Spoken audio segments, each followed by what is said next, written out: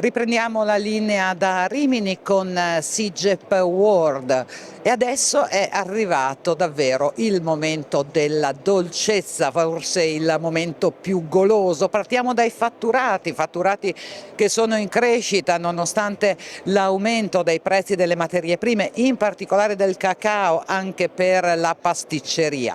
Le feste sono appena passate, si fanno i primi bilanci, i dati delle vendite dei grandi lievitati che sono un classico, panettone e pandoro sono positivi, come sono positivi quelli delle paste fresche, dei prodotti della biscotteria, della pasticceria, della confetteria.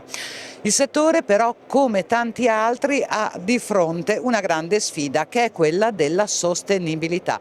Può sembrare strano, ma anche in pasticceria il consumatore chiede sostenibilità, sostenibilità nelle materie prime, sostenibilità ovviamente negli imballaggi. Andrea Rescuccia, maestro pasticcere, campione del mondo di pasticceria. Allora, prima di guardare a quelle che sono un pochino le innovazioni, le novità di questo comparto, cerchiamo di capire cosa sta succedendo alle nostre spalle, perché SIGEP è business ma è anche spettacolo, competizione. 3 le prove nelle quali i maestri pasticceri si cimentano, prove che fanno tremare i polsi a noi profani. Assolutamente sì. Alle mie spalle c'è il campionato italiano di pasticceria, categoria juniores e seniores, quindi under 25 e superiore ai 25 anni. I concorrenti si scontreranno in 3 prove, 2 di degustazione e una artistica. Esattamente per la degustazione dovranno realizzare 15 praline con una doppia farcitura e l'altra degustazione è una torta al cioccolato con l'obbliga di meringa croccante. La gara termina dopo 10 ore con una scultura artistica in zucchero o in cioccolato con un'altezza minima di 1 metro e massima di 1,20 m. È veramente terrificante visto dai profani, secondo me anche per i professionisti. Tema di quest'anno: cacao sostenibile, dalla fava al dolce in un'economia circolare. Quindi c'è richiesta di sostenibilità anche nel mondo della pasticceria. Assolutamente sì, diciamo che il tema è nato per far conoscere al consumatore finale non solo il prodotto del cioccolato, quindi il prodotto finito, ma tutta la filiera che c'è dietro, quindi dal seme, dalla piantagione, le varie lavorazioni ed infine il prodotto finale. Sostenibilità a parte, quali sono le nuove tendenze di questo mondo cioccolato e non solo?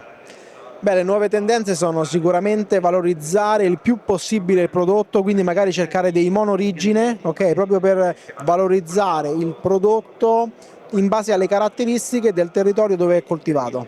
Ma c'è cultura su questo fronte? Negli anni la cultura sta sempre più aumentando, la clientela è sempre più esigente, quindi sì, naturalmente la cultura va allenata negli anni, però vedo che c'è sempre più richiesta di prodotti di alta qualità. E chiudiamo il nostro percorso tra le filiere presenti a SIGEP World rigorosamente con il gelato, altro vessillo del Made in Italy agroalimentare. Qualche numero come sempre: le vendite di gelato artigianale di tradizione italiana in Europa raggiungono gli 11 miliardi di euro. I mercati più vivaci sono la Germania e ovviamente l'Italia, e ovviamente il mercato italiano da solo vale 3 miliardi. L'Italia però, non dimentichiamolo, è leader anche nel settore degli ingredienti, dei semilavorati, delle macchine, delle vetrine, degli arredamenti per la gelateria.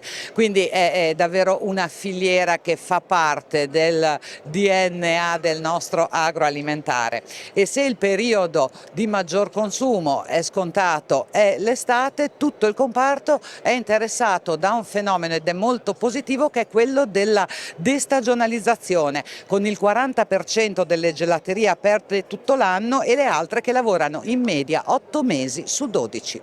Ma da SIGEP arrivano anche le istruzioni per il consumo, chiamiamole così, del gelato, con la 9ª edizione della guida Gelaterie d'Italia del Gambero Rosso. Annalisa Zordan, allora, quali sono le novità della guida di quest'anno? Com'è cambiato, come sta cambiando il panorama del gelato artigianale italiano? Allora, quest'anno non si è mai mangiato un gelato così buono in Italia, che se ne dica, e chiaramente mi riferisco alle gelaterie recensite all'interno della nostra guida, che rappresentano comunque la punta di diamante di un settore.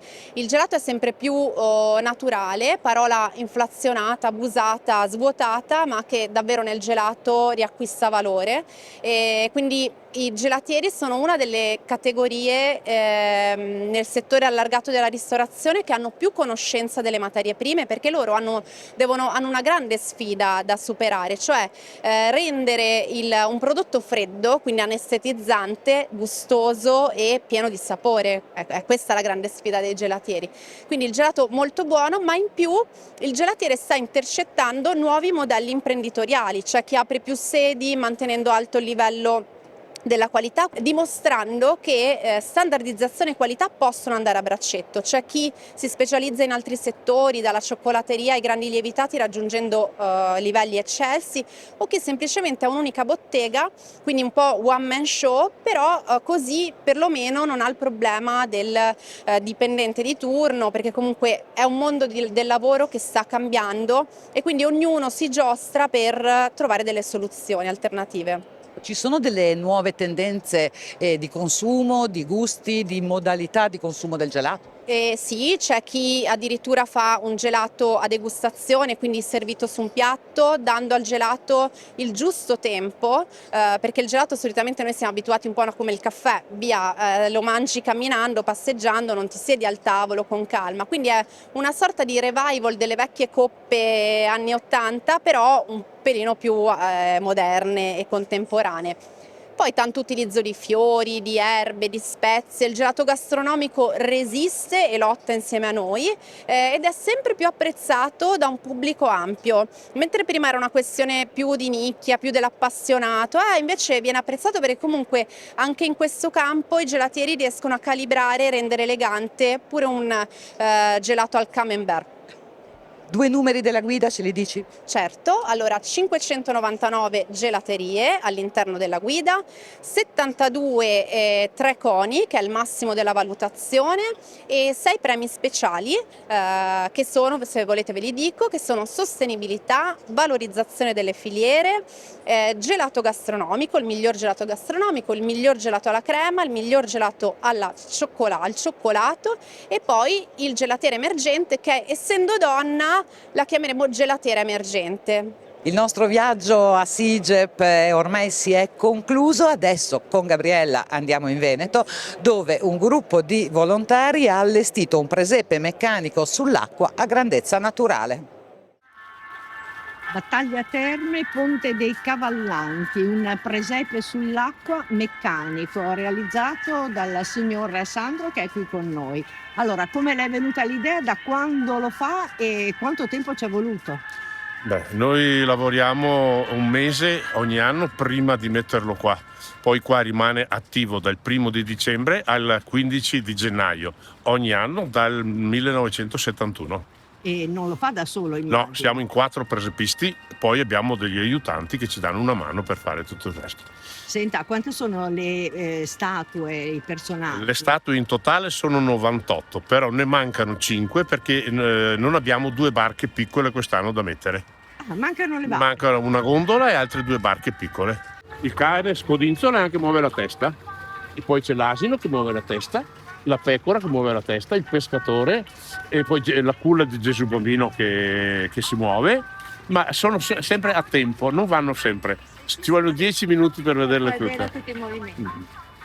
Poi la lavandaia, il ciabattino, la donna che fa la polenta, la donna che tira sull'acqua dal pozzo, il moetta, quello che fa i coltelli, quello che taglia la legna con la sega, quello che taglia la legna con l'ascia.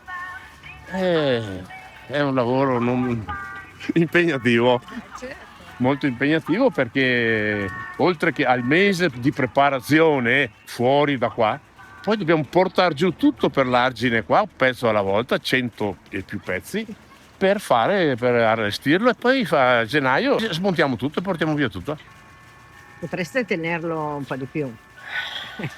Sì, Quest'anno abbiamo avuto dei problemi non da poco per il problema delle barche, e quindi siamo purtroppo all'ultimo minuto non ci hanno più dato le barche, perché le barche non sono nostre, a parte le 2 zattere, sì, ma il resto non sono nostre, quindi Le barche sono là, sono ferme, ma purtroppo noi non le abbiamo, altrimenti ci sarebbe una barca qua, piccola, e un'altra là, assieme alla gondola, che la gondola è lì sotto, è posizionata sopra il ponte.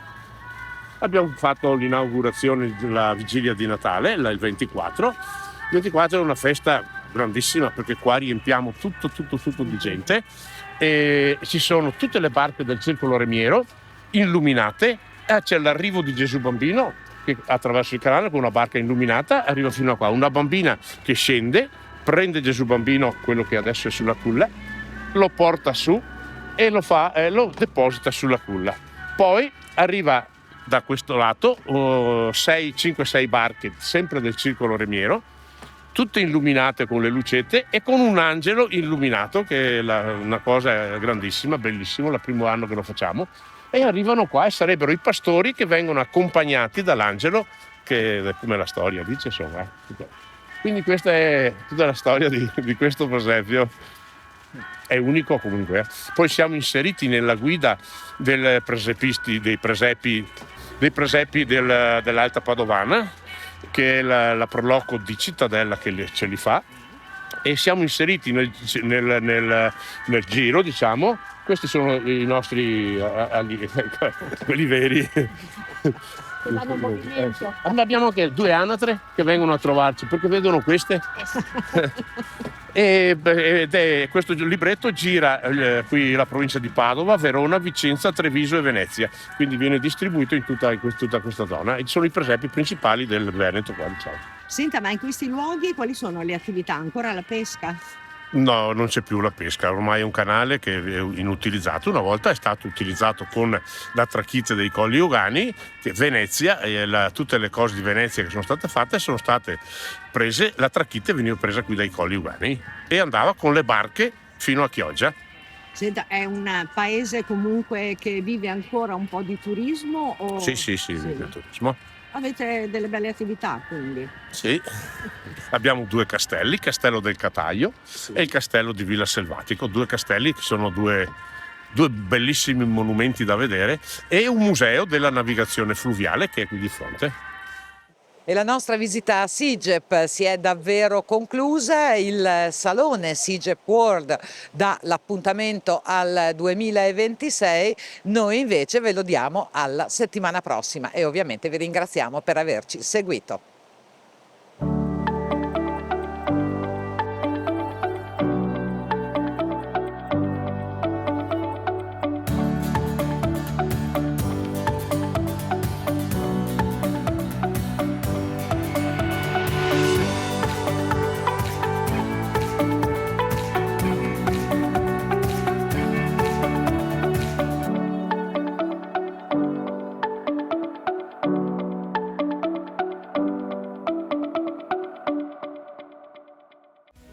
In collaborazione con